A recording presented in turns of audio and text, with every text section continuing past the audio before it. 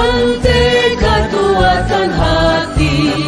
Negeri ini memanggilmu kawan, belajar bergerak berbagi untuk negeri. Assalamualaikum warahmatullahi wabarakatuh.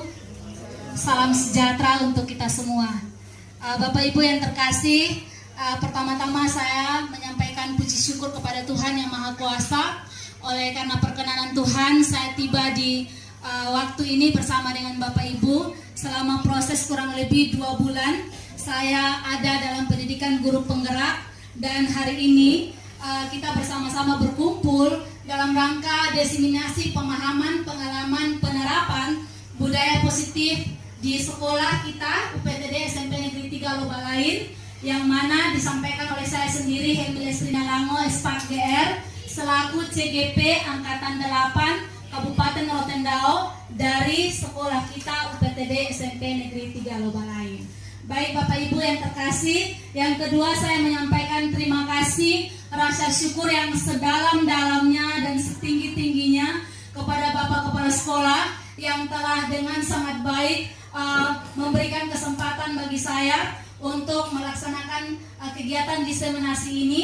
Dan juga terima kasih kepada Bapak Ibu rekan guru yang telah begitu baik berkolaborasi menyediakan waktu bagi saya untuk kita bersama-sama dalam kegiatan ini. Tidak hanya sebuah kegiatan diskusi sosialisasi dari saya, tapi kita juga akan berkolaborasi di dalam diskusi bersama, sehingga nantinya budaya positif ini akan menjadi mindsetnya kita di sekolah ini. Tidak hanya mindset saya, tetapi juga mindsetnya Bapak Ibu di SMP 3, sehingga pada akhirnya dapat kita terapkan bersama budaya positif. Yang ini adalah, Bapak Ibu rasa tidak, kadang-kadang kita nih ngerjain 2 kegiatan bersamaan.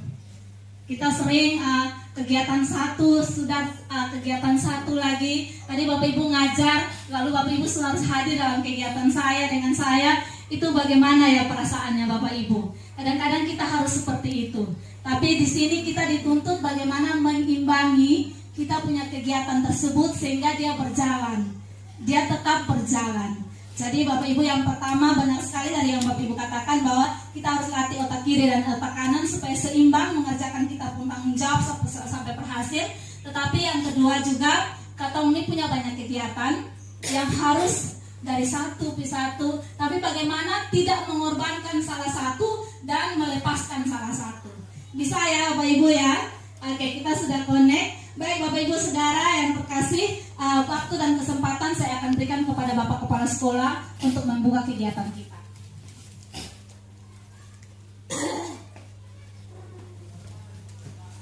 Baik, terima kasih atas kesempatan yang diberikan kepada saya untuk menyampaikan sepatah 2 kata sehubungan dengan kegiatan kita hari ini. Yang saya hormati Bapak Ibu guru UPTD SMP Negeri 3 Lobalain yang hadir pada saat ini.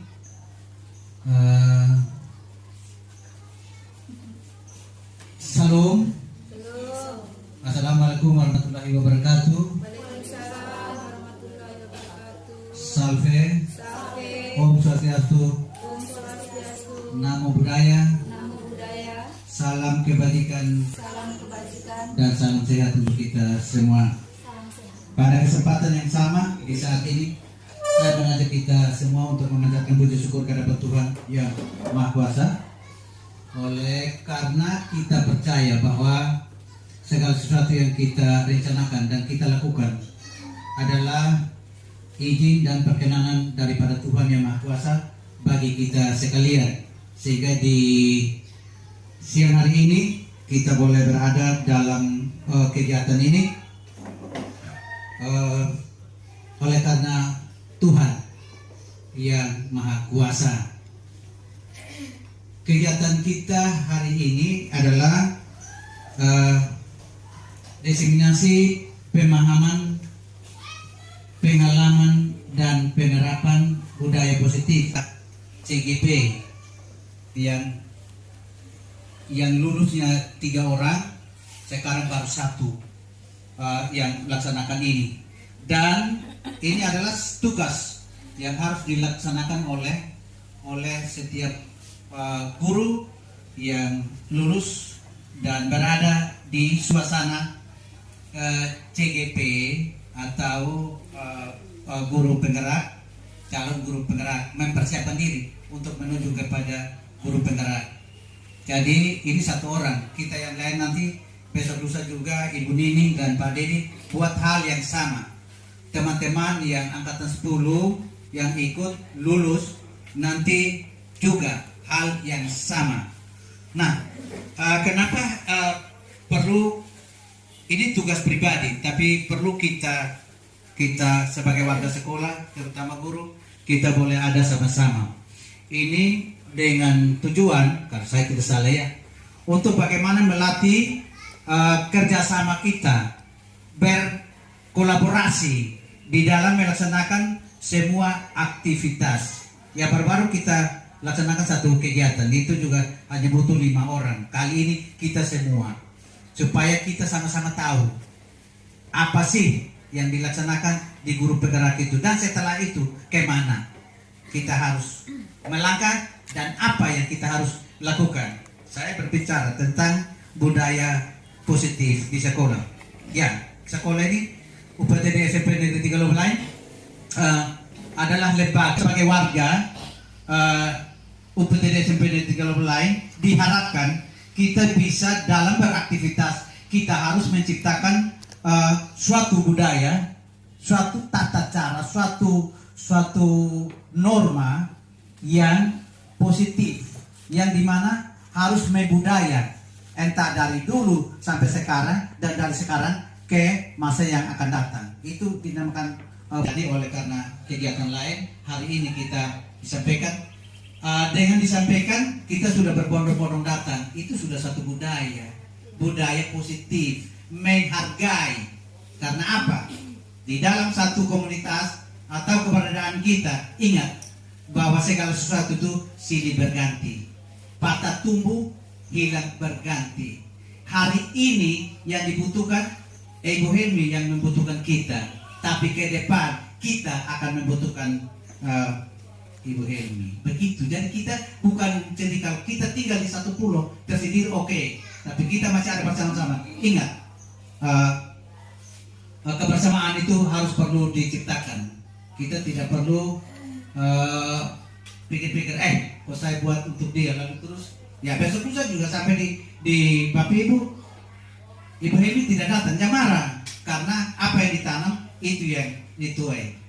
Jadi kalau mau menghormati orang lain, maka mau dihormati orang lain, maka harus menghormati orang lain. Itu ungkapan itu selalu ada. Karena itu kepada kita semua yang ada pada kesempatan ini, yang kita pakai waktu ini untuk kegiatan ini, mari kita mendukung Ibu Helmi untuk ini dengan menciptakan budaya positif. Salah satunya adalah sekarang keberadaan kita ada di sini. Kita sudah memulai satu budaya positif, menghargai. Nanti sebentar ada tugas kerjasama, gotong royong dan seterusnya. Budaya yang berikut adalah apa juga itu? Kekeluargaan itu biasanya kita sembahyang bersama di sini, itu suatu budaya. Marilah hal-hal seperti itu. Ya nanti mungkin ada lihat di materi-materi itu. Saya tidak pegang, saya tidak tahu. Tapi secara garis besar saya mau katakan seperti ini kepada kita semua. Mari kita saling mendukung. Dan kepada kita semua saya sampaikan terima kasih, dan kepada Ibu Helmi selamat berjuang, karena ini belum berakhir, masih 4 bulan lagi, karena 6 bulan. Terus saya juga menanti yang lain. Ibu Nining dengan Pak Dedi, tapi juga yang lain yang mau daftar angkatan ke-10, supaya kalau kita program karya kami hadir, saya hadir sampai selesai. Jadi itu gitu. Lalu ya saya yakin satu ketika Ibu Helmi bisa selesai dengan baik, yang biasa pengamatan atau apa itu bisa terlaksana. Lalu kita yang lain menyusul. Untuk itu maka kegiatan diseminasi pemahaman, pengalaman, penerapan budaya positif untuk kita pada kesempatan ini UPTD SMP 3 Global lain pada kesempatan ini saya nyatakan dibuka. Sekian dan terima kasih. Selamat siang. Memimpin kita di dalam doa. Baik Bapak Ibu, next Pak Atno.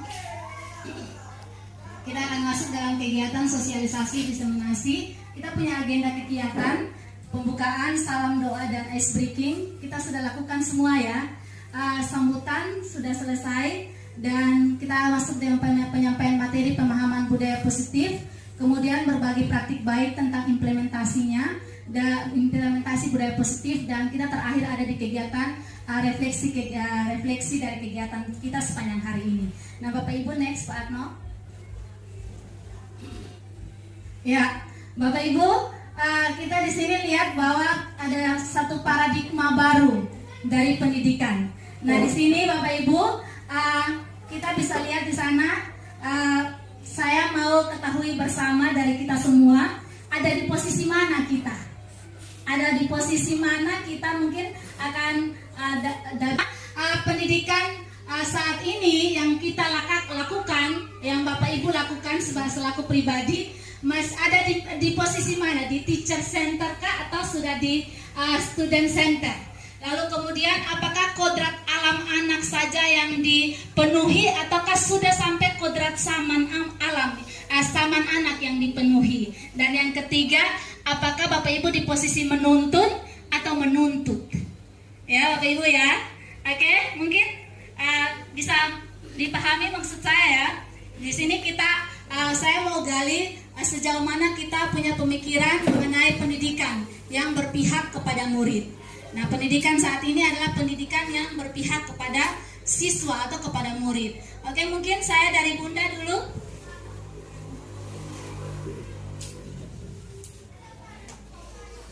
Kita gali pemahaman bersama sejauh ini.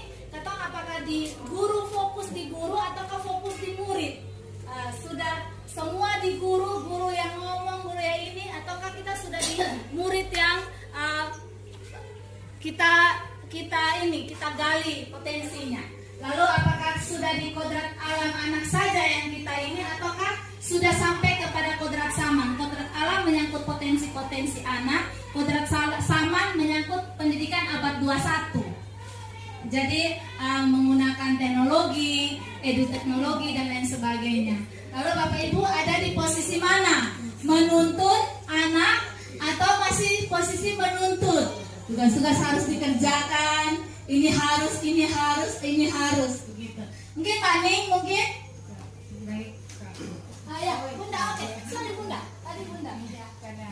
Terima kasih kan dikasih kesempatan. Saya mencoba untuk menjawab dari paradigma baru bahwa pendidikan berpihak pada murid. Kalau Bunda pribadi, kita mengikuti pendidikan memenuhi kodrat alam dan zaman.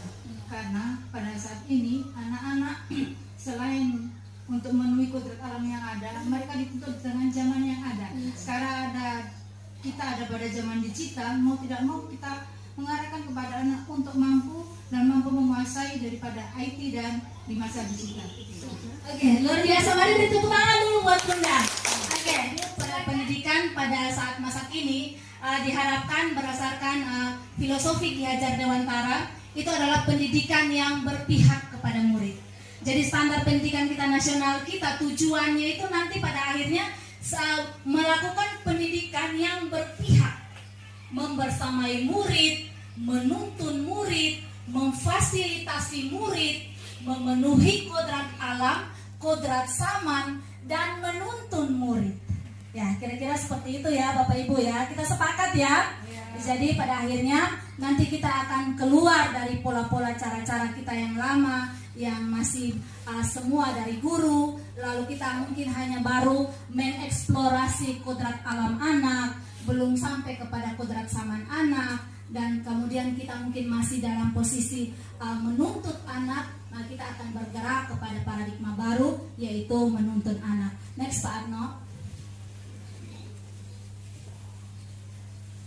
Ya, Bapak Ibu, kita sudah masuk dalam budaya positif. Nah, di sini budaya positif tadi sebenarnya saya tanyakan lagi kepada Bapak Ibu, tapi sudah dijelaskan secara gamblang sama Bapak tadi. Budaya positif itu adalah suatu kebiasaan baik berubah menjadi karakter baik, berubah menjadi budaya positif. Jadi ini adalah satu upaya. Dia tidak muncul begitu saja, tapi dia dibiasakan, dia diupayakan. Nah, melalui berbagai macam program dan kegiatan-kegiatan yang ada di sekolah, sehingga pada akhirnya timbul kebiasaan-kebiasaan baik melalui pembiasaan, pada akhirnya memunculkan karakter baik yang ada pada guru dan siswa, dan pada akhirnya terbentuk suatu budaya positif. Jadi ada kolaborasi guru dan siswa di sini untuk menciptakan lingkungan positif di sekolah. Next Pak Arno. Yang selanjutnya Bapak Ibu, di sini ada rubrik penilaian diri. Jadi nanti kita akan sama-sama menilai diri kita berdasarkan rubrik ini dengan pertanyaan yang sama. Namun bedanya sebelum diseminasi, sebelum ini dan setelah nanti saya diseminasi. Yang pertanyaan pertama, apakah Bapak Ibu setuju hukuman dapat meningkatkan disiplin siswa? Setuju kok Bapak Ibu? Apakah Bapak Ibu setuju hukuman dapat meningkatkan disiplin siswa? Ada. Setuju? Setuju kok? Atau ada yang punya pemikiran berbeda? Apakah Bapak Ibu ya. Apakah Bapak Ibu setuju hukuman dapat mendisiplinkan siswa? Setuju. Oke, dari Ibu Maria setuju. Bapak Wakil? Saya juga setuju. Oke, setuju. Ya. Ada tapinya. Ya. Artinya hukuman seperti apa, Bang? Ya. Hari kedua. Ya. Oke. Apakah hukuman fisik atau Ya. itu kan harus di Ya, ya berarti seperti itu ya. Hukuman, saya setuju untuk membangun kedisiplinan itu hukuman yang positif. Oke, ya. Oke, jadi pada dasarnya setuju, ya. Tetapi kemudian kita membedakan hukuman seperti apa. Karena sampai sejauh ini kita tidak melakukan hukuman fisik ya Bapak Ibu ya di sekolah kita. Luar biasa kita pun sekolah. Yang kedua, apakah Bapak Ibu setuju penghargaan dapat meningkatkan motivasi kedisiplinan siswa? Mungkin dari Ibu Maria, Ibu setuju. Bunda silakan. Kalau saya tidak setuju. Tidak setuju. Oke, good. Ya silakan. Kalau saya juga tidak setuju. Tidak setuju. Kak Grace, orang muda. Penghargaan. Oke. Ya berarti kita tidak setuju ya. Sepakat. Oke. Lanjut. Karena ini menilai diri. Nanti di sini kita sudah mulai dapat pemisahan. Oke, yang ketiga, apakah Bapak Ibu setuju penghargaan berdampak sama dengan hukuman? Bapak bagaimana? Ya. Saya. Baik, yang ketiga ya. Ya. Apakah Anda setuju penghargaan berdampak sama dengan hukuman? Kalau memang antara hukuman dan penghargaan itu beda. Tetapi kalau dampak bagi saya ya, secara pribadi, kalau dampak itu, kalau kita berikan penghargaan, saya lebih cenderung penghargaan daripada hukuman. Karena penghargaan itu kita berikan kepada siswa dengan catatan kita harus memahami, mengetahui apa latar belakang dia, sehingga kita baru memberikan apa, hukuman atau penghargaan. Nah, di dalam diri anak juga ada hak yang memang dia harus dapati juga. Dalam hal ini maka kita harus memberikan dia penghargaan sehingga dari penghargaan itu bisa berdampak positif bagi dia di sekolah. Jadi hukuman tidak semata-mata memberikan dampak bagi anak di sekolah. Bu, di sini tahu kok keyakinan kelas? Agak maning. Saya lihat sudah ada beberapa kelas yang sudah taruh keyakinan kelasnya. Kesepakatan kelas. Di sini keyakinan kelas. Oke, apakah saya sangat memahami, paham atau belum? Supaya nanti kita berjalan ke sana kita dapati dia punya jawabannya. Oke, keyakinan kelas. Keyakinan kelas kita sudah paham? Oke, paham. Sepakat ya? Atau ada yang belum? Kalau menurut saya keyakinan kelas adalah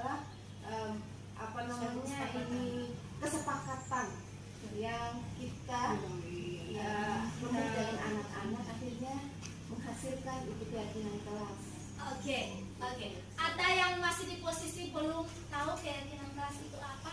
Telah menerapkan segitiga restitusi dalam membantu siswa yang bermasalah. Oke. Belum paham ya? Oke, baik Bapak Ibu. Jadi pada dasarnya konsep inti dari budaya positif yang akan saya sosialisasikan dan diseminasi hari ini adalah yang pertama, kita akan tahu disiplin positif itu apa dan nilai kebajikan universal. Itu poin pertama. Poin kedua, kita akan tahu apa itu teori motivasi, kemudian hukuman dan penghargaan. Jadi nanti akan menjawab tadi kita punya pertanyaan tadi. Lalu yang ketiga, kita akan tahu apa itu keyakinan kelas dan bagaimana penerapannya. Model langkah-langkah membuat keyakinan kelas seperti apa. Yang keempat, kita akan tahu adanya kebutuhan dasar manusia. Dalam hal ini ada kebutuhan dasar saya sebagai guru, ada juga kebutuhan dasar anak yang untuk menciptakan suatu dunia yang berkualitas bagi saya dan dunia berkualitas menurut anak tersebut. Dan yang kelima, ada 5 posisi kontrol guru akan kita ketahui nanti. Dan terakhir, apa itu segitiga restitusi dan bagaimana langkah penerapannya dalam penyelesaian masalah di lingkungan sekolah. Next Pak Atno. Oke, di sini kita disuruh main lagi nih. Bapak Ibu silakan berdua-dua dengan teman di samping. Bujuk, menghardik, menggoda, mengintimidasi, memarahi, menggelitik. Terserah Bapak mau gelitik Bapak kapan bahkan menawari uang juga boleh. Beta kasih lu BP ini salah, yang penting lu kasih BP barang ya. Gitu ya. Yang penting supaya tujuannya tercapai. Tetapi yang satu harus berusaha. Kepalkan tangan seolah-olah dia pegang barang berharganya. Satu boleh bagian berusaha membuka. Yang satu bagian berusaha untuk membuka. Bapak dengan Bapak Wakil bagaimana posisi? Kita sendiri yang memegang kontrol atas diri kita. Mau kita mau kasih atau mau kita tidak kasih, kontrolnya ada pada kita. Paham ya? Bapak Ibu merdeka. Bapak Ibu mau kasih, itu Bapak Ibu pun kehendak. Orang tidak memaksa Bapak Ibu, orang tidak berkuasa atas Bapak Ibu. Maka ada juga yang pakai teknik saling kolaborasi, ada yang pakai teknik bujuk, tapi tidak ada di situ paksaan. Kenapa Bapak Ibu? Karena kita ini manusia pribadi yang merdeka. Nah, kita masuk ke berikut. Di sini Bapak Ibu choice teori pilihan. Jadi mau kita membuka atau menutup kita pun kepalan tangan, itu semua tergantung pada katong. Katong punya kendali atas katong pun diri. Katong merdeka untuk menentukan kita punya kebutuhan maupun kita punya sikap sesuai dengan kebutuhan dasar kita. Pak Atno, next. Ya, Bapak Ibu, kita masuk ke miskonsepsi makna kontrol. Selama ini kita berilusi bahwa guru bisa mengontrol murid. Betul kah Bapak Ibu?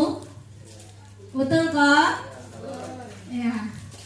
Oke, guru bisa mengontrol murid.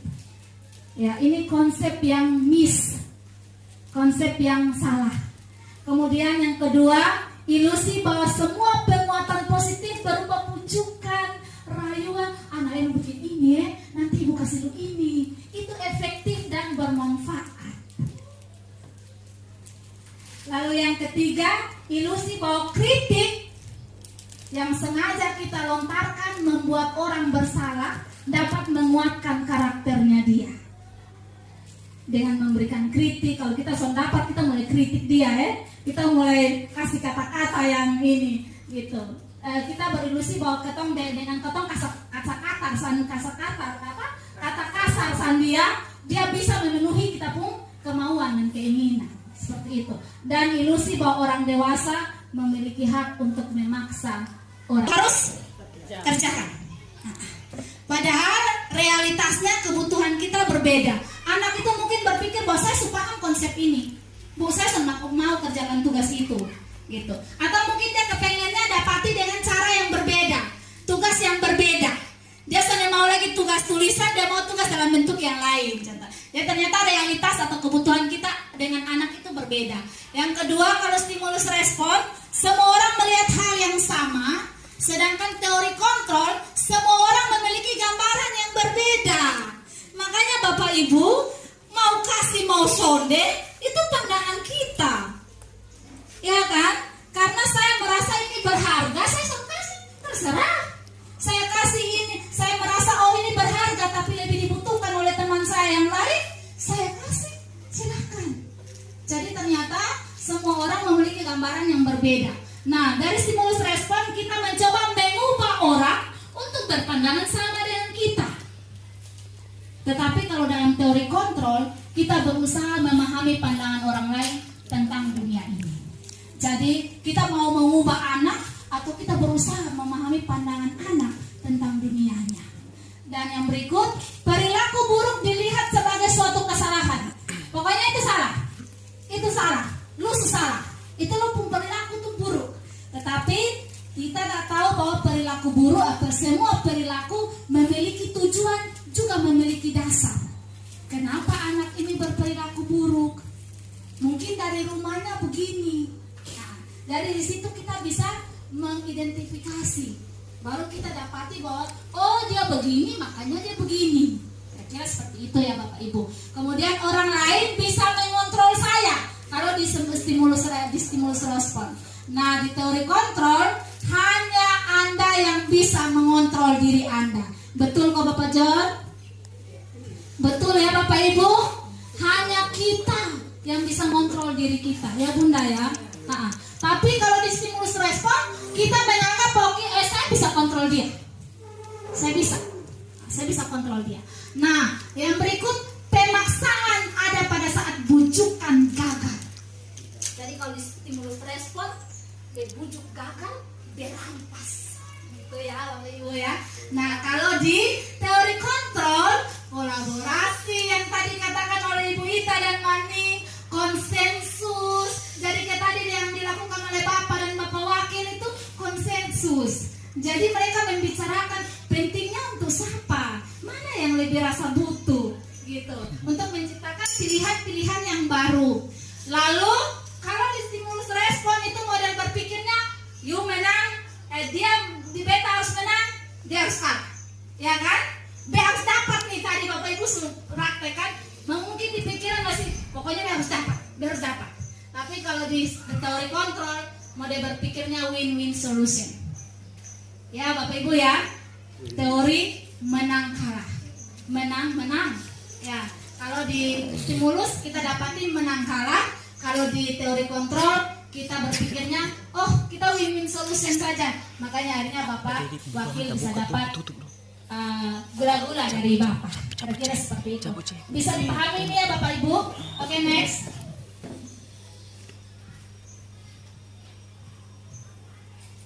Oke, kita masuk ke disiplin. Oke, jadi di sini ketong di sini paling disiplin. Saya rasa ya. Jadi di sini disiplin, tata tertib, peraturan, kepatuhan, atau ada juga yang menganggap bahwa disiplin itu hukuman dan ketidaknyamanan. Jadi sehingga ketika didisiplin dia merasa tidak nyaman. Ya Bapak Ibu ya, kita kadang-kadang masih seperti itu. Nah, yang dimaksud di sini adalah disiplin positif, tidak harus dengan memberi hukuman. Justru itu adalah salah satu alternatif terakhir. Kalau perlu tidak digunakan sama sekali. Dalam budaya kita, makna kata disiplin dimaknai menjadi sesuatu yang dilakukan seseorang pada orang lain untuk mendapati yang namanya kepatuhan. Jadi tindakan yang ketemu buat kepada anak untuk mendapati kepatuhan anak dengan mendisiplinkan anak. Dan ini cenderung membuat rasa tidak nyaman. Next Pak Ipang. Nah Bapak Ibu, KHD di sana ya, dia bilang disiplin positif itu di mana ada kemerdekaan, disitulah harus ada disiplin yang kuat. Jadi ini bertolak belakang ini. Merdeka tapi disiplinnya makin kuat. Bebas, tapi justru semakin terkontrol. Ya, gitu ya, gitu. Jadi bagaimana ini bisa terjadi? Sukupun disiplin itu bersifat self-disiplin. Jadi ini datang dari diri sendiri ya Bapak Ibu. Yaitu kita sendiri yang mewajibkan kita dengan sekeras-kerasnya. Tapi itu sama saja. Sebab jikalau kita tidak cakap melakukan self-disiplin, wajiblah penguasa lain mendisiplinkan diri kita. Makanya perlu ada pimpinan. Perlu ada yang namanya penguasa. Oke. Dan peraturan demikian itulah harus ada di dalam suasana yang merdeka. Gitu. Next. Selanjutnya, jadi KHD pada akhirnya bilang kemerdekaan ada dalam konteks pendidikan kita saat ini adalah menciptakan murid yang merdeka. Syarat utamanya disiplinnya kuat. Jadi bukan bebas ya Bapak ya. Mungkin membebaskan anak tapi pada membuat amburadul, tapi di sini memerdekakan anak tapi pada akhirnya membuat disiplinnya semakin kuat. Nah, disiplin yang dimaksud adalah disiplin diri yang berasal dari motivasi diri anak. Jadi di sini yang mau kita bangun bukan disiplin positif, tapi motivasi. Titik beratkan di sini adalah motivasi intrinsik yang berasal dari dalam diri murid untuk mencapai merdeka belajar dan merdeka diri. Ya Bapak Ibu ya. Jadi tadi teori kontrol kita semi kontrol murid lagi ya. Ya, murid merdeka dirinya, tapi dia bisa merdeka belajar, tapi semakin kuat dalam disiplin. Lanjut Pak.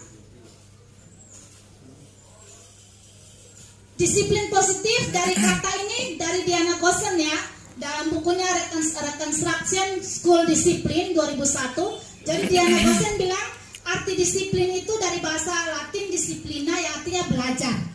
Kata disiplin berasal dari akar kata yang sama dengan disiple atau murid pengikut. Untuk menjadi seorang murid atau pengikut, seorang harus paham betul alasan mereka mengikuti aliran tersebut atau ajaran tertentu. Sehingga motivasi yang dibangun adalah motivasi intrinsik bukan ekstrinsik. Lanjut. Nanti kita akan nilai diri Bapak Ibu. Pada akhirnya disiplin diri dapat membuat seorang menggali potensi menuju sebuah tujuan yang dihargai dan bermakna. Disiplin diri juga mempelajari bagaimana cara mengontrol diri.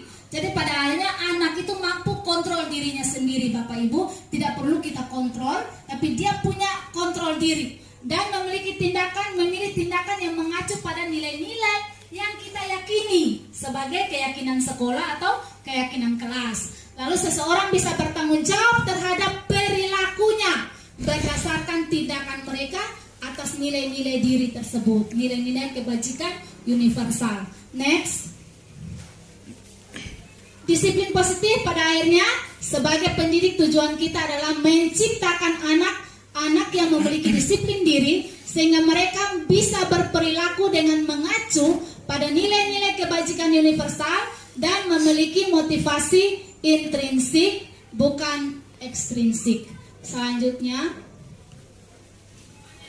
nah, disiplin positif ini dapat ditumbuhkan melalui pembelajaran yang mengedepankan keyakinan kelas.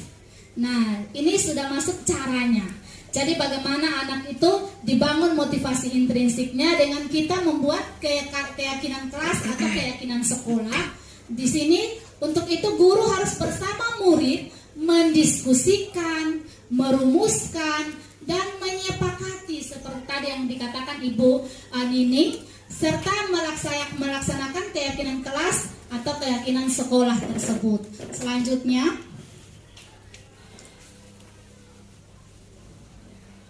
ya kita masuk ke poin berikut, kebajikan universal.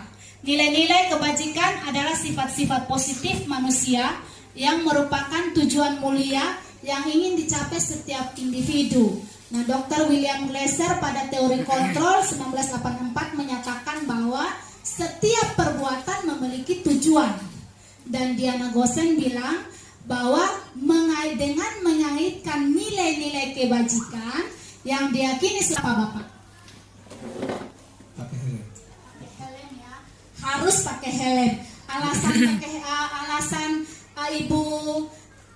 Ibu Vanessa pakai helm kenapa?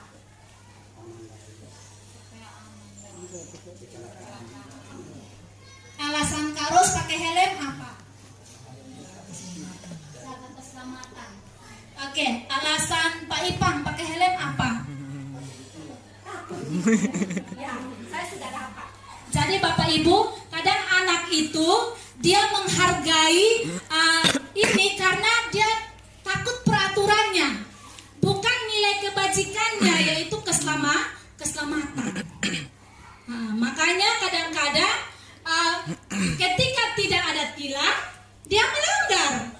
Tetapi kalau dia tahu ini untuk keselamatan, nilai kebajikannya keselamatan, maka mau ada tilang, mau ada tilang, dia pakai. Jadi sudah ada self disiplin. Bisa dipahami ya Bapak Ibu ya? Oke, next. Nah, di sini kita akan lihat nilai-nilai kebajikan itu apa-apa saja. Jadi ini the virtual project, ya, peduli, apalagi Bapak Ibu, ya, rajin, integritas, rasa hormat, keterus-terangan, keberanian, kebahagiaan, tanggung jawab, kebersihan, kesantunan, keadilan. Lurus hati juga itu nilai kebajikan ya Bapak Ibu. Oke, ini nilai kebajikan dari The 7 Essential Virtues Building Moral Intelligence. Ini organisasi pendidikan ya Bapak Ibu ya. Dia punya nilai kebajikan tuh ada 7. Empati, suara hati, kontrol diri, rasa hormat, kebaikan, toleransi, dan keadilan. Nah, kalau IBO Primary Years program PYP itu dia sikap murid yang mau ditanamkan dalam itu sekolah itu ada 12 itu. Nah Bapak Ibu, kalau kita gimana? Berdasarkan pada apa? Kira-kira kita apa nilai kebajikan yang mau kita dasari? Sudah pasti kalau kita dunia pendidikan saat ini, maka yang terjadi adalah yang mau kita cari adalah nilai kebajikan yang mau kita tumbuhkan pada anak adalah next Pak.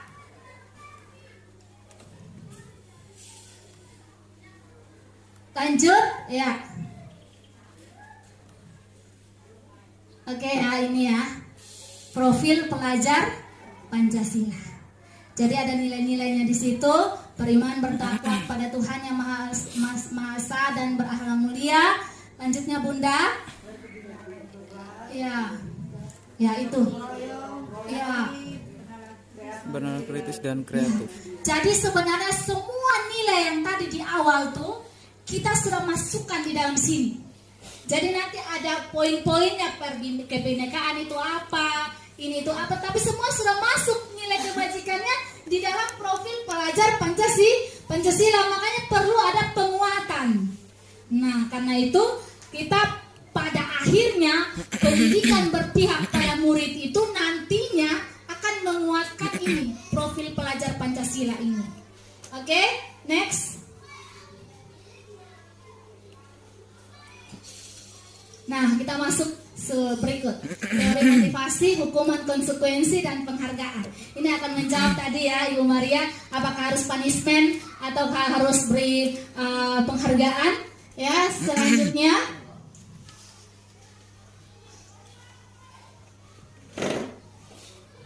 Oke, jadi Bapak Ibu silakan lihat di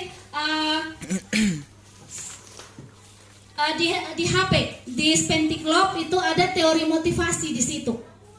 Silakan, saya butuh 2 orang untuk bisa mewakilkan kita semua. Dia motivasinya untuk melakukan disiplin itu karena apa? Bapak Ibu silakan lihat teori motivasi di sana. Berapa itu yang dikirim? Sih kebutuhan dasar, hukum konsekuensi dan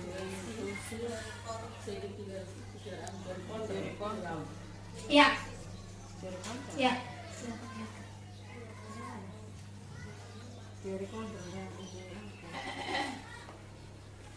Jadi di sini poin pertama adalah ada orang disiplin itu karena menghindari ketidaknyamanan atau hukuman. Jadi saya bacakan saja, nanti baru Bapak Ibu menilai diri ya. Bapak Ibu di poin mana? Yang pertama, melakukan disiplin, menaati disiplin karena untuk menghindari ketidaknyamanan atau hukuman. Jadi dia masih, ini perilaku yang paling di bawah. Pokoknya saya disiplin itu karena saya tidak mau dihukum dan menghindari ketidaknyamanan. Yang kedua, disiplin karena mau mendapatkan imbalan atau penghargaan dari orang lain. Dan yang ketiga, disiplin itu karena menjadi orang yang mereka inginkan, karena mereka menghargai diri sendiri dengan nilai-nilai yang dipercaya. Jadi Bapak Ibu dari 3 itu silakan bisa memberitahukan kepada saya Bapak Ibu ada di posisi yang mana. Posisi pertama kok, di posisi kedua kok, atau di posisi ketiga.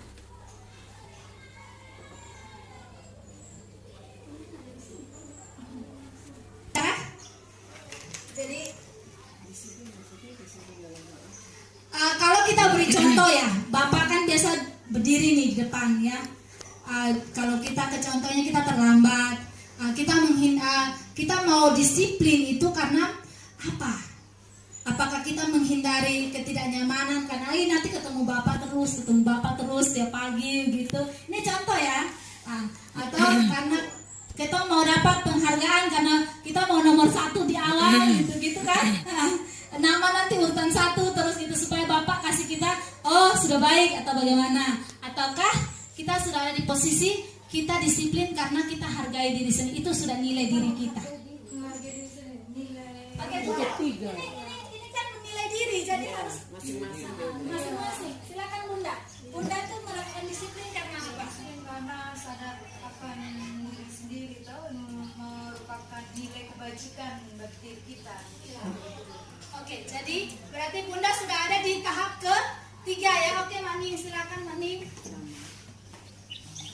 Kalau saya kayaknya pilih yang ketiga karena memang saya merasa menghargai diri sendiri dan saya merasa bahwa itu karena kita kerja jamnya sudah diatur, maka saya harus ada di sekolah itu seperti jam yang sudah diatur itu. Berarti saya tanggung jawabnya dengan pekerjaan saya dan pastinya Tuhan toh.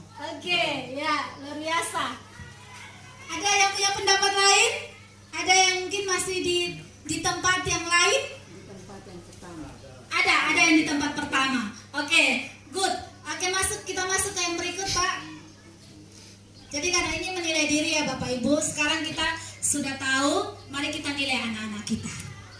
Anak-anak kita sejauh ini dong di posisi mana? Motivasi mana yang saat ini paling banyak mendasari perilaku perilaku saya? Tadi sudah ya. Motivasi mana yang saat ini paling banyak mendasari perilaku murid-murid di sekolah? Kira-kira? Nah, maksudnya kaitkan dengan yang tadi 3 itu. Dong di posisi mana? Oh, oke. Kenapa Ibu Vanessa bilang anak-anak begitu? Kamu jawab dong. Ambil ini. Kak, ya silakan. 2 orang silakan ambil ini mic dan ngomong.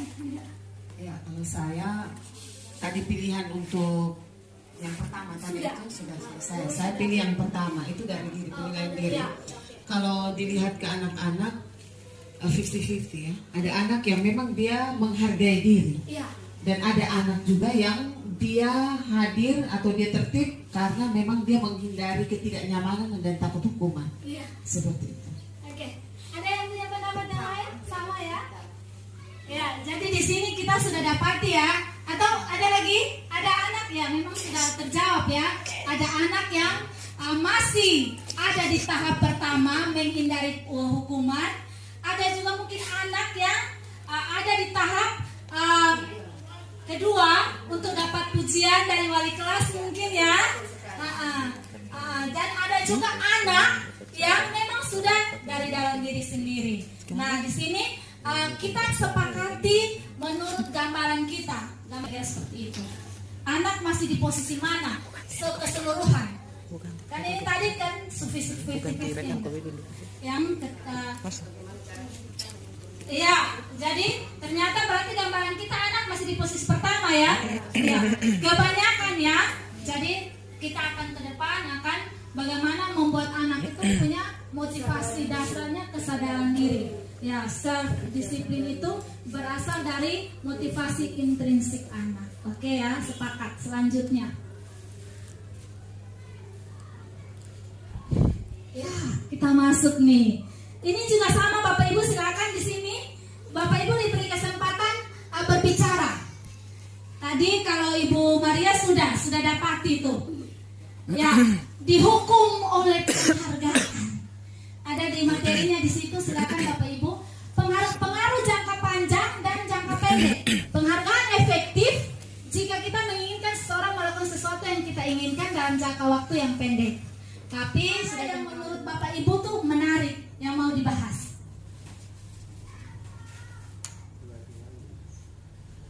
Lanjut, ada banyak itu. Ada penghargaan ya. Yang pertama pengaruh jangka pendek dan jangka panjang ada. Next Pak Ipang. Jadi ada materinya di situ ya Bapak Ibu. Penghargaan tidak efektif. Next Pak Ipang. Ada saya. Penghargaan ternyata tidak efektif. Lanjut. Nanti Bapak Ibu beri penjelasannya dan menurut Bapak Ibu. Penghargaan merusak hubungan. Bapak Ibu pilih yang mana yang mau dijelaskan gitu. Pendapatnya. Berikut. Penghargaan mematikan kreativitas. Lanjut. Ya, penghargaan di sini saya hanya ambil 5. Tapi penghargaan mengurangi ketepatan, lalu penghargaan menurunkan kualitas, penghargaan mematikan kreativitas, dan penghargaan menghukum. Jadi Bapak Ibu silakan pilih. Berdua-dua diskusikan mana yang mau di ini. Silakan baca dulu. Adakah Bapak Ibu temukan kebenaran di situ? Oh, bagaimana? Jadi misalnya dalam sistem ranking, mereka yang mendapat ranking kedua akan merasa yang paling dihukum. Gitu. Kalau ini sudut pandangnya. Iya, gitu. Bukan penghargaannya. Dari anaknya, dari anak sudut pandang siswanya gitu. Iya, oke. Dan saya masih ngambang tadi di situ ya. Tapi dari sudut pandang siswa, ada siswa yang berpikir bahwa gue tuh ranking 2. Tapi apa tadi gini, kalau saya begini, penghargaan seperti tadi Ibu, harusnya dia melihat itu sesuatu yang memotivasi. Iya. Ya makanya berbeda-beda pandangan anak. Nita silakan maju. Minggu depan Nita, oke Nita. Nita terus. Akhirnya mengurangi efektif anak-anak yang lain. Dia bilang, oh ya sudah, paling Nita lagi yang ditunjuk gitu. Ya kan? Jadi Nita lagi. Akhirnya anak yang lain menjadi tidak efektif. Coba kita bahas dulu satu-satu ya Bapak Ibu ya. Coba kita ambil satu bagian. Satu contoh. Coba Pak Atno ke yang ini Ipang ke yang satu. Yang pertama. Itu terakhir Pak. Kita bahas 4 saja ya di sini ya. 5 saja. Oke, jangka panjang dan jangka pendek kira-kira mana yang mau kita bahas? Penghargaan. Salah satu dari jangka pendek. Oke. Ya, satu contoh. Penghargaan itu efektif jika kita menginginkan seseorang melakukan apa yang kita inginkan. Tapi dalam jangka pendek. Kalau jangka panjangnya lagi susah efektif lain. Ibaratnya gitu Bapak Ibu ya. Ini anak kita kasih penghargaan kalau kita menggunakan penghargaan lagi dan lagi, maka orang tersebut bergantung kepada penghargaan. Paham ya Bapak Ibu ya? Oh, beta bikin ini karena beta akan dapat pujian. Tapi ketika dia tidak mendapat pujian, maka dia berhenti melakukannya. Lanjut, kita bahas poin kedua. Ya, ini kan hasil riset. Tapi mau tidak mau kita dapati bahwa kenyataan ada yang seperti itu Bapak Ibu.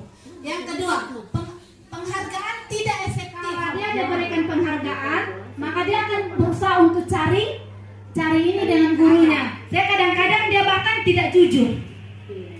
Betul ya Bapak Ibu ya? Paham ya?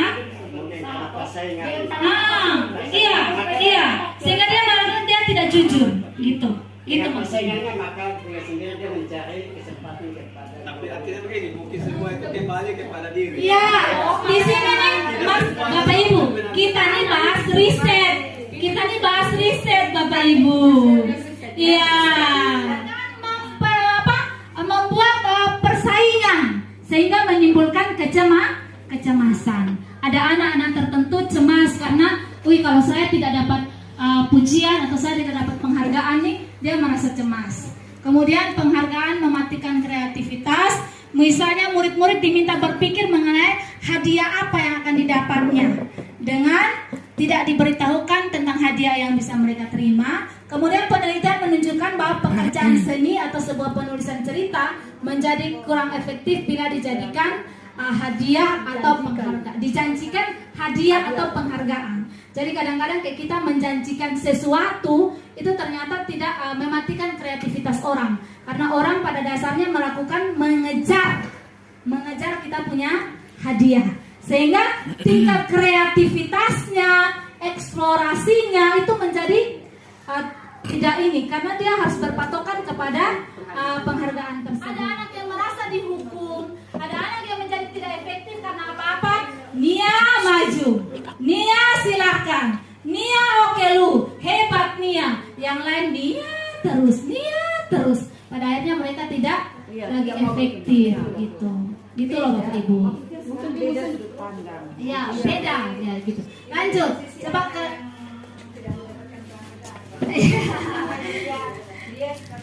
Jadi ini bukan karena dari posisi siapa-siapa yang tidak mendapat penghargaan tapi di sini kita melihat bahwa efeknya penghargaan itu ternyata ada juga yang seperti ini. Jadi kita melihat dari sudut berbeda ya Bapak Ibu ya. Oke, penghargaan menghukum mereka yang tidak mendapatkan penghargaan. Jadi banyak kalau dong sudah penghargaan dong merasa ya kembali lagi seperti yang Bunda katakan, orang-orang yang tidak pernah dipuji lah, ibaratnya kelompok sakit hati lah kira-kira begitu. Tapi ada anak yang merasa seperti itu loh Bapak Ibu. Yang mau kita bangun adalah motivasi intrinsiknya anak. Air Pak. Ya, jadi saat seorang anak belajar untuk pertama kali menggabungkan huruf dan kata serta menyadari bahwa ia dapat membaca, timbul pijaran di matanya dan sebuah senyuman di wajah. Anak tersebut gembira karena ia telah mempelajari dan menguasai satu keterampilan baru. Kesadaran dan kemampuannya bahwa dia sudah dapat membaca sesungguhnya sudah merupakan sebuah penghargaan. Gitu ya Bapak Ibu ya. Jadi ketika anak tahu bahwa dia bisa membuat sesuatu, sesungguhnya itu anak sadar bahwa dia sudah mendapat sebuah penghargaan. Ya Bapak Ibu ya. Gitu. Lalu jika kita memberikan penghargaan kepada seorang anak saat dia sedang merasa bangga dengan pencapaiannya sendiri, maka kita akan mengambil kegembiraannya saat itu yang sedang dirasakan secara alamiah. Jadi sebenarnya anak itu sudah bangga dengan penghargaan dengan dirinya sendiri. Itu sudah penghargaan yang telah ada di dalam dirinya. Dia sudah menilai diri dan bangga dengan dia sudah dapat penghargaan. Dia sudah dapat penghargaan. Oke, next Bapak Ibu. Jadi kira-kira seperti itu ya Bapak Ibu. Keyakinan kelas atau sekolah. Kita masuk di berikut. Salah satu disiplin positif yang dapat diterapkan dalam membangun budaya positif di sekolah adalah dengan adanya keyakinan kelas di setiap kelas. Diharapkan dapat mewujudkan tujuan pendidikan yang berorientasi pada profil pelajar Pancasila. Next.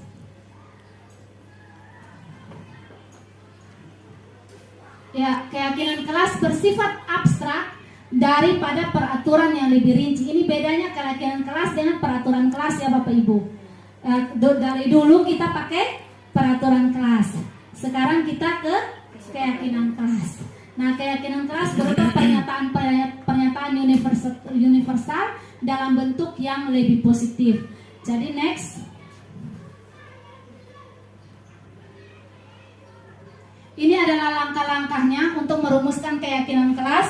Jadi tidak hanya keyakinan kelas itu Bapak Ibu langsung buat, langsung tempel, tidak.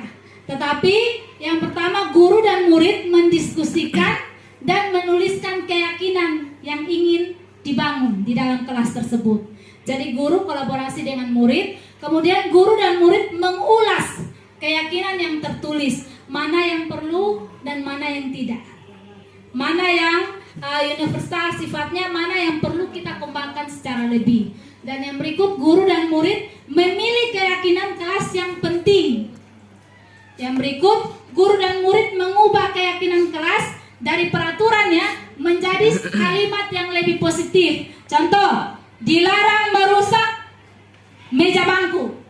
Peraturannya, keyakinannya siswa menjaga fasilitas sekolah. Ada yang bisa beri contoh?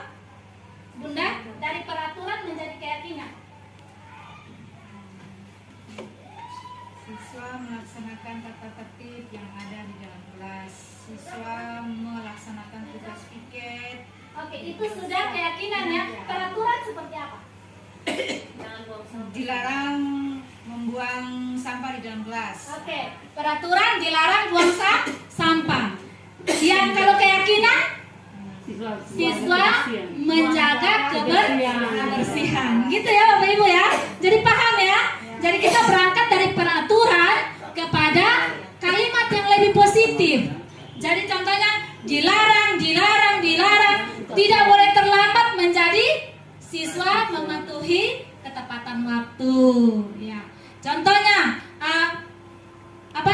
dilarang buang sampah tadi, dia menjadi siswa menjaga kebersihan. Gitu. Jadi kita berangkat dari peraturan yang dulu kita taruh di situ, peraturan kelas, kita jadikan kalimat yang lebih positif yang berpihak kepada siswa dengan kalimat yang positif menjadi keyakinan kelas. Sehingga ketika siswa melakukannya, dia tidak menganggap itu peraturan, tapi dia menganggap bahwa ini keyakinan. Keyakinan saya adalah kebersihan, bukan peraturan dilarang buang sampah. Begitu. Kira-kira ya Bapak Ibu, paham ya Bapak Ibu? Oke, terakhir guru dan murid mengecek dan menyepakati keyakinan kelas. Terakhir menetapkan waktu pelaksanaan, misalnya 1 semester. Mungkin semester depan siswa sudah tidak perlu itu keyakinan lagi. Misalnya dia sudah kuat disiplinnya sudah terbangun. Minggu depan mungkin kita bisa lebih lagi ke yang lebih high, contohnya gitu. Jadi contoh dia misalnya 1 semester kita tetapkan, di semester berikut mungkin kita sudah bisa membicarakan lagi keyakinan yang lebih tinggi, contohnya seperti itu. Mungkin sudah sampai ke hubungan dengan kepala sekolah, hubungan dengan bapak ibu guru. Jadi contohnya kayak dilarang berkata kasar atau dilarang ini dengan bapak ibu guru, dia sudah mulai masuk ke tahap yang lebih tinggi. Jadi waktu pelaksanaan contoh 1 semester atau mungkin dalam 1 tahun pelajaran. Dan yang berikut tindak lanjut, ada evaluasi dan refleksi. Kira-kira Bapak Ibu setelah melakukan keyakinan kelas ini, anak-anak bagaimana? Mereka taatnya karena motivasi yang mana? Karena masih peraturan kok? Karena mereka sudah yakin itu keyakinan, sudah nilai kebajikan. Itu Bapak Ibu. Lanjut. Kita sudah masuk tahap-tahap terakhir nih Bapak Ibu, masih semangat kok? Oke, kalau saya bilang Spenting Love, Bapak Ibu bilang bisa, semangat, hebat. Gitu ya Bapak Ibu ya. Oke, Spenting Love bisa, semangat, hebat. Spenting Love bisa, semangat, hebat. Oke, beri tepuk tangan dulu untuk kita semua. Baik Bapak Ibu, sebelum nanti kita main lagi Bapak Ibu.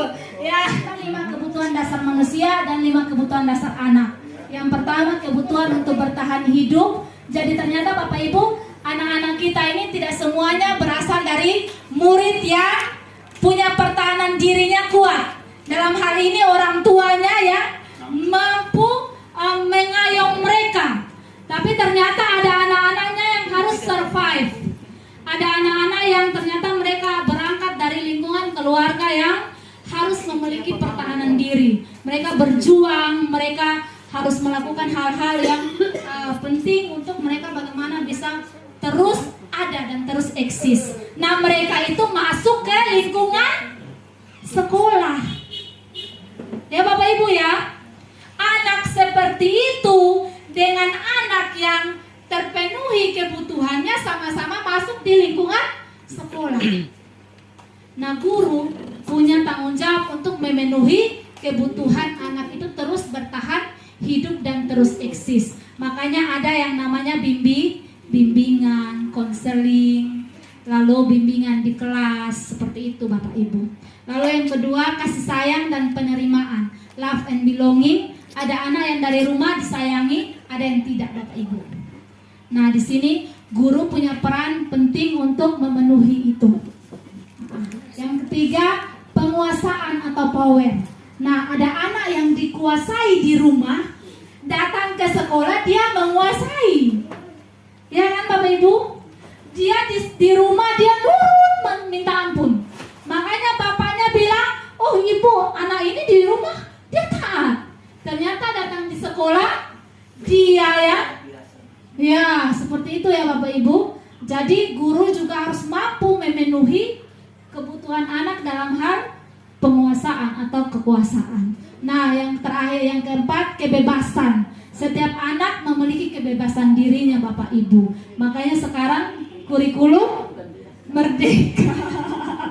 Anak bebas untuk, bukan bebas dari. Ya, makanya kembali lagi Bapak Ibu ya, disiplin yang kuat, merdeka dengan disiplin diri yang makin kuat. Lalu terakhir, kesenangan. Makanya Bapak Ibu, KHD bilang begini, anak sampai usia bahkan 18 tahun masih suka main Bapak Ibu. Jadi kalau kita belajar tersebut terus anak bosan. Jadi harus ada kombinasi. Makanya perlu ice breaking.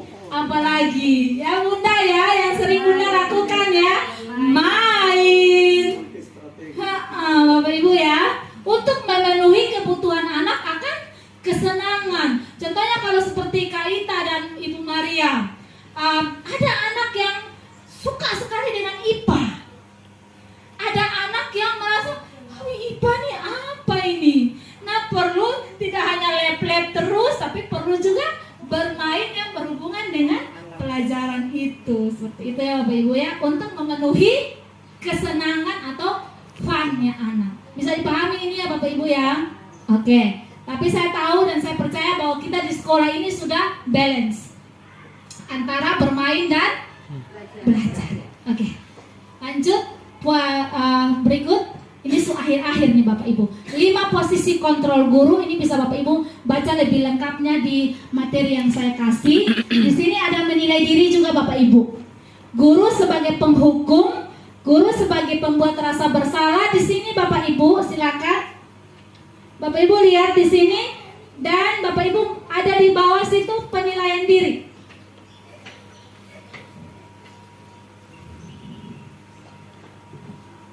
Bapak. Jadi di situ ada motivasinya, lalu ada guru berbuat, guru berkata dan hasilnya. Contoh di situ ya, menghardik, menunjuk-nunjuk, menyakiti dan menyindir itu masuk dalam hukuman. Lalu kalau dia sebagai orang pembuat merasa bersalah, maka dia berceramah atau dia menunjukkan kekecewaan yang mendalam. Ibu kecewa loh dengan kamu. Kamu membuat ibu merasa begini loh anak. Jangan melakukan ini, nanti ini loh.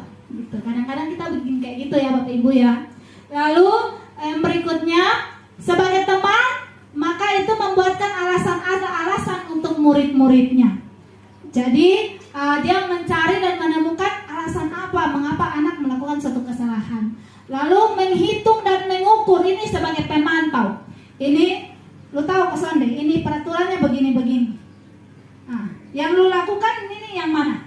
Yang sejauh ini. Jadi itu sebagai pemantau. Nah, yang diharapkan daripada kita guru adalah sebagai apa Bapak Ibu? Manajer.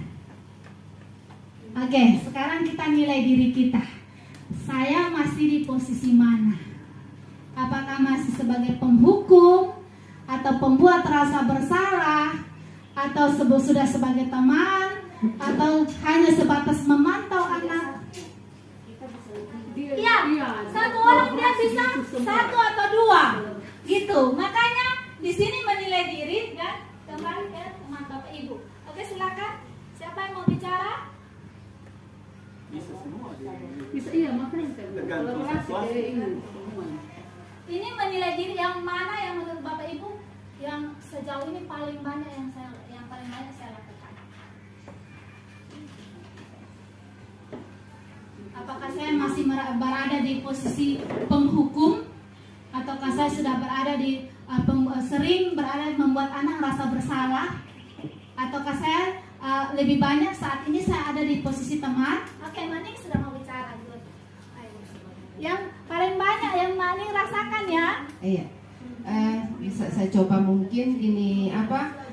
Kalau saya sepertinya ada beberapa, ini tidak satu, tapi tergantung dari apa itu kesalahan anak. Oke, ya. Apa yang menjadi kesalahannya? Kalau misalkan mereka sudah berulang-ulang membuat kesalahan yang sama, pastinya saya akan berceramah menunjukkan kekecewaan. Ya. Terus, Jadi membuat rasa bersalah ya.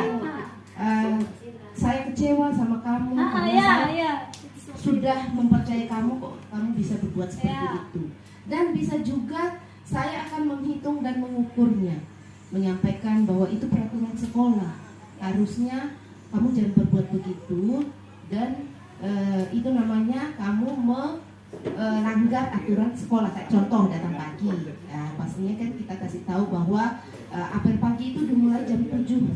Nah, harusnya kamu datang itu sebelum jam 7, apalagi kalau kamu misalkan piket dan sebagainya. Tetapi tidak menutup kemungkinan juga bahwa saya ada di posisi manajer. Kenapa? Misalkan anak tersebut ada teman-temannya menyampaikan bahwa si A ini berbuat salah dan sebagainya dan sebagainya. Nah, saya tipe orang yang tidak langsung percaya, kecuali saya melihat dengan mata kepala bahwa oh iya ya betul, saya langsung panggil. Nah, panggil pun juga kenapa kamu berbuat seperti ini dan itu.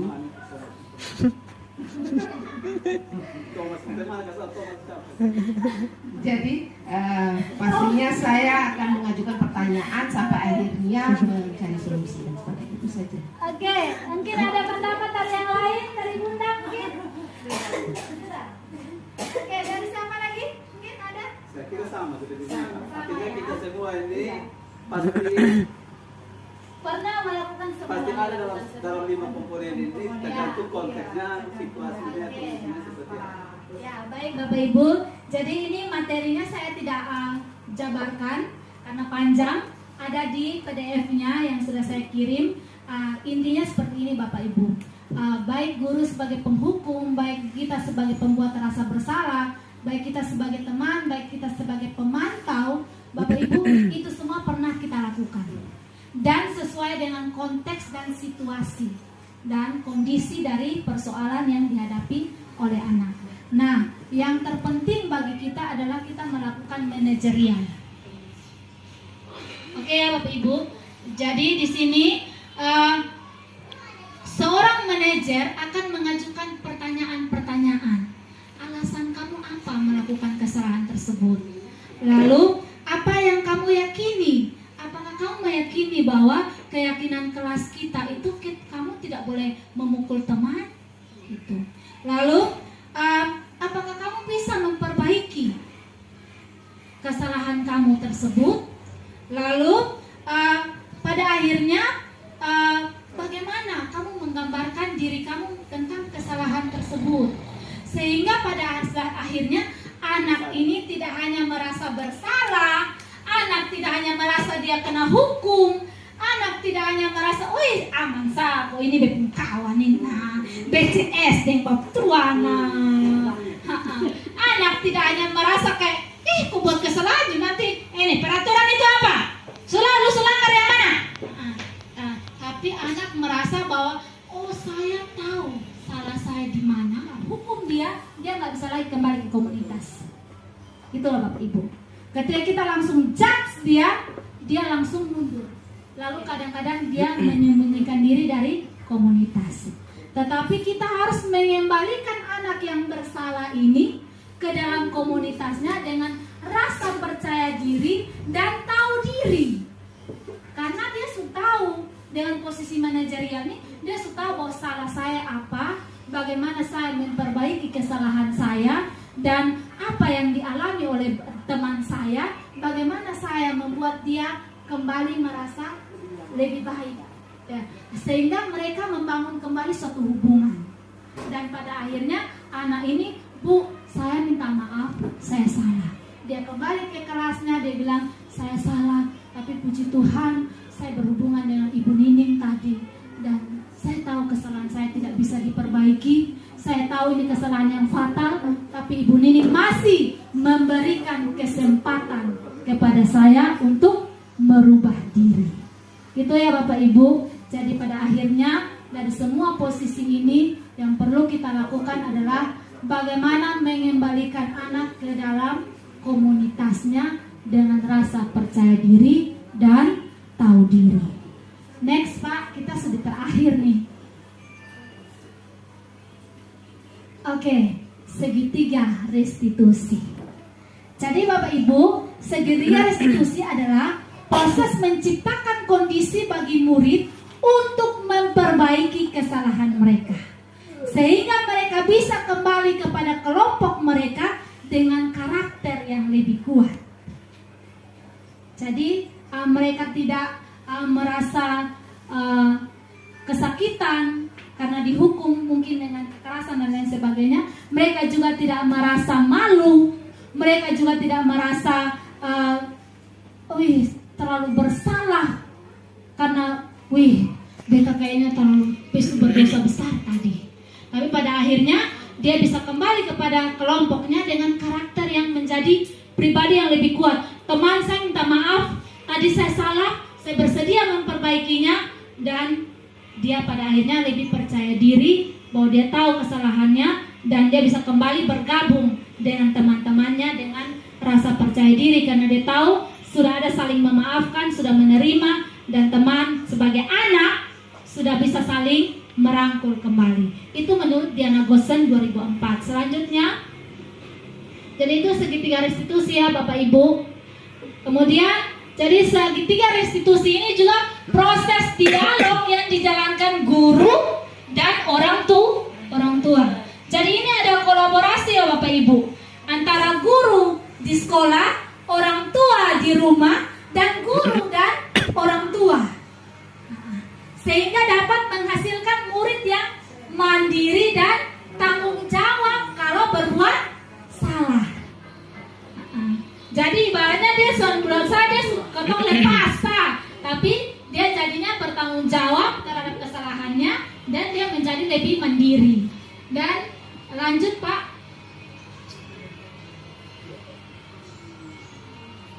Oke. Ada 3 langkah penerapan.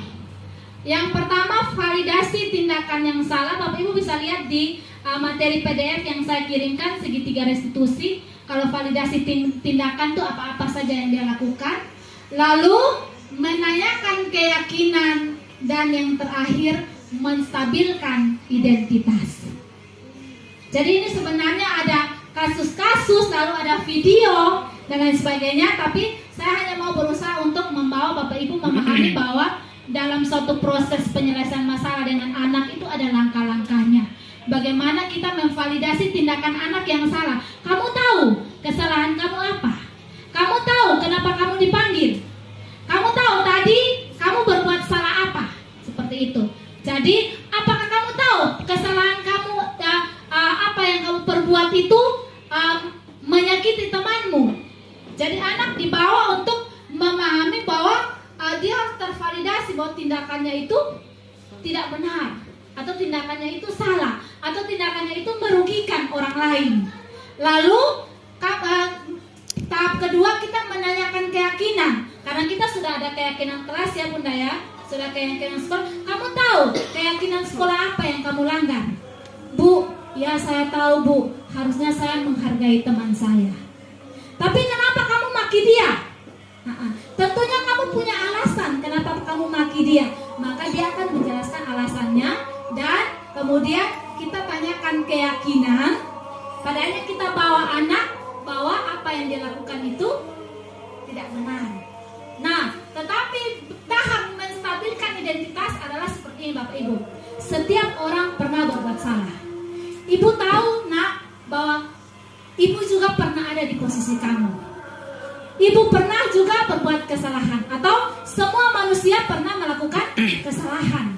Nah, ini di sini bagaimana kita kembalikan anak, bahwa anak tahu kesalahannya, dan ada orang juga yang melakukan hal yang sama sehingga dia menjadi stabil kembali identitasnya. Oke, dipahami ya Bapak Ibu ya? Oke, ya kita telah tiba di akhir dari sosialisasi hari ini, Bapak Ibu. Dan di sini ada, lanjut Pak.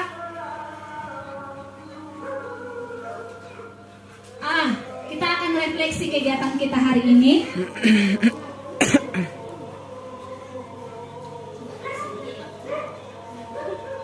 Saya membuat refleksi ini dalam bentuk cambuk, Bapak Ibu.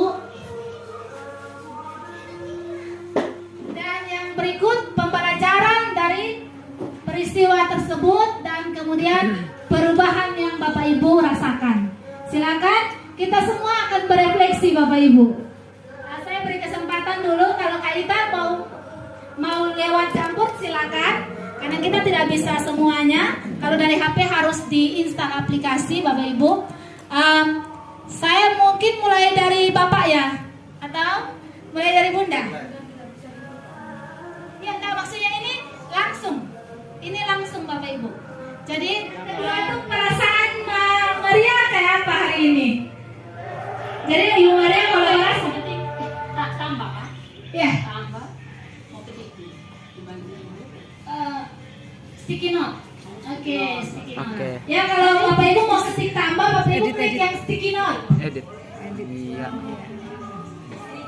Oke, jadi di sini sudah ada Bunda Titis mengikuti kegiatan CGP sosialisasi budaya positif. Ya, jadi peristiwa hari ini ya Bunda ya.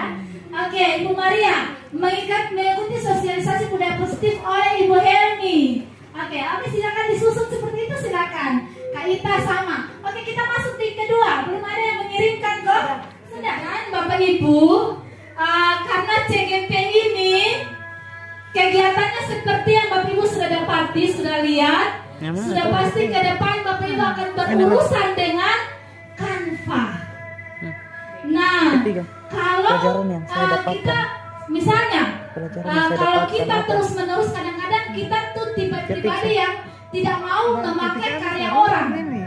Kita mau karya yang original. Nah, bagaimana Bapak Ibu mendekatkan diri dengan aplikasi ini? Seperti itu ya Bapak Ibu. Saya rasa ke depan Kak Maning pasti harus pakai Canva, Pak D harus pakai Canva, Kak Ita akan menuju pakai Canva, dan Bapak Ibu guru yang mendaftar CGP harus pakai Canva. Oke, kita bahas yang keempat. Oke, ya, ini pembelajarannya Ibu Maria dapatkan, mendapat nilai-nilai positif untuk merealisasikan saat pembelajaran di kelas. Ya, puji Tuhan ya, ini bisa kita realisasikan bagaimana untuk bangun budaya positif dengan anak. Jadi ketika kita mau beri penghargaan pun, anak tahu bahwa penghargaan sudah ada dalam dirinya. Sehingga pada akhirnya Dokson akan merasa kecewa ketika tidak dihargai, ketika tidak menerima penghargaan terus-menerus, mereka tidak bosan dan lain sebagainya. Oke, lanjut 4. Ada 4 semua ada kok? Ini perubahan. Oke, ini siapa nih? Siapa lagi? Kaita ya. Oke. Perubahan pola pikir, cara pendekatan belajar ke anak didik saya. Oke, luar biasa ya. Mani, susah mana? Maning stop. Ayo semangat Maning. Ini ketiga. Aja. Ini 4 nih. Coba Pak pada ketiga.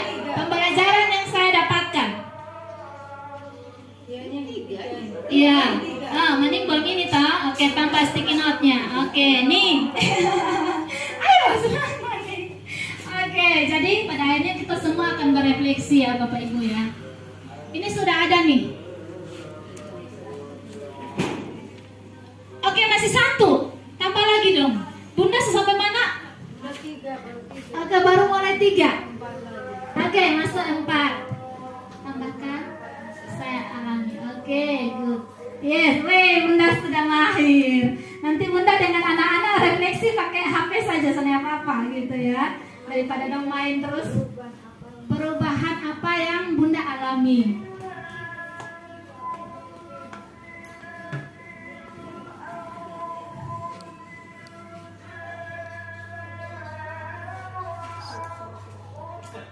Oke, kita baca ya punya Bapak. Menambah hal baru bagi saya dalam mengelola sekolah ke depannya, tentunya karena Bapak sebagai pemimpin ya. Jadi posisi manajerial di sini Bapak dapati juga seperti itu ya Bapak Ibu ya. Saya mau tahu ini siapa nih Ibu Maria. Saya merasa sangat termotivasi dan siap menjalankan sesuai yang saya dapatkan hari ini. Permainan ini pasti akan menyenangkan bagi kita, tetapi tentu ada pembelajaran yang kita dapat. Yang pastinya Bapak Ibu terus latih konsentrasi, latih ingatan Bapak Ibu, soalnya kita makin tua. Ya Bapak Ibu, padahal nih Bapak Ibu, kita 30 lebih tahun di sini, bahkan ada yang lupa nama. Bapak Ibu ya. Kalau anak kelas 7 baru lo lupa nama, nah mungkin. Ini kan kita 10 tahun hanya karena plan terakhir.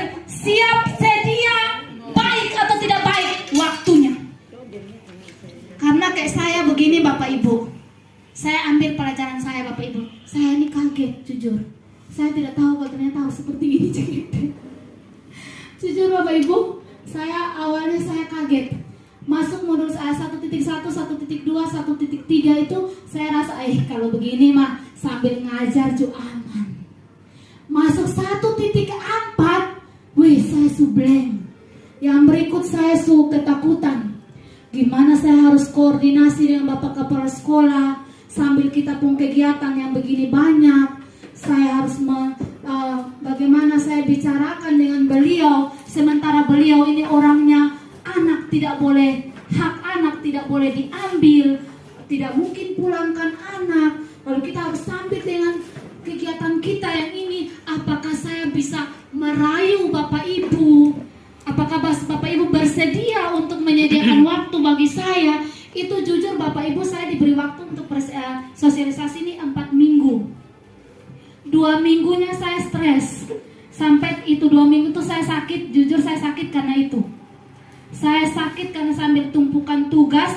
Tapi saya memikirkan bagaimana harus mengumpulkan Bapak Ibu untuk mau berkolaborasi dengan saya.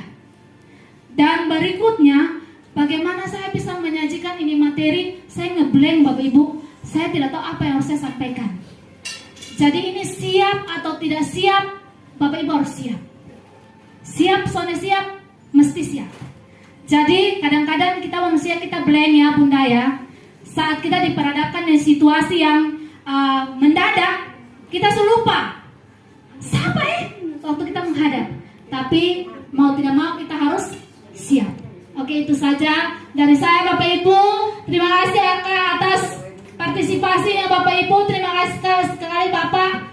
Bapak luar biasa. Terima kasih atas kesempatan yang diberikan. Masih ada kolaborasi kita yang lain. Terima kasih Bapak Wakil sudah bantu saya bagaimana waktu kita membicarakan. Kalau begitu tahapannya gini-gini saja, sehingga saya dapat pencerahan. Terima kasih Ibu Maria.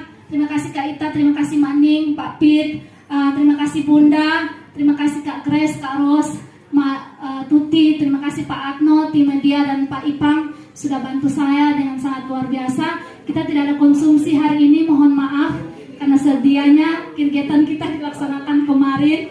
Dan sekian dari saya, sosialisasi diseminasi budaya positif di sekolah SMP Negeri 3 Lobalair. Doa saya untuk kita semua, kita dapat menerapkan pembelajaran hari ini ke dalam lingkungan kelas kita, mulai dari diri dan kelas, dan menjadi budaya positif di sekolah. Tepuk tangan untuk kita semua hebat dan luar biasa. Kalau saya bilang Spentiklob bisa semangat hebat. Spentiklob bisa semangat hebat. Spentiklob bisa semangat hebat. Amin, puji Tuhan, dengan kolaborasi yang luar biasa. Terima kasih.